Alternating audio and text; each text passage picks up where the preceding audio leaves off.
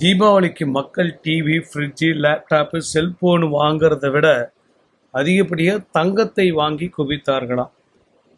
இந்தியாவில் மட்டும் இல்லை, பல இடங்களில் தங்கத்தை தான் மக்கள் அதிகமாக வாங்கி குவித்திருக்கிறார்கள். தீபாவளிக்கு சுமார் 85,000 கோடி தங்கம் விற்பனையாச்சான்.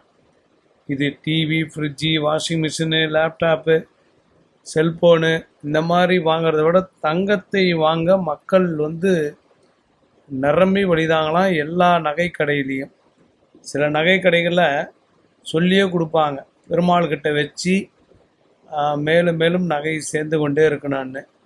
மக்கள் இந்த முறை ரெண்டு இதெல்லாம் இன்வெஸ்ட் பண்ணாங்களாம். அதிகமாக தங்கத்தில் முதலீடு பண்ணாங்க, அடுத்து டாஸ்மார்க்கில் முதலீடு பண்ணாங்க. அதுவும் பல கோடி, இதுவும் பல கோடி. மொத்தத்தில் மக்கள் ஒரு சிலர் மட்டும்தான் சில தெருக்கோடி. பல மக்கள் பணத்தை அள்ளி வச்சிருக்காங்க.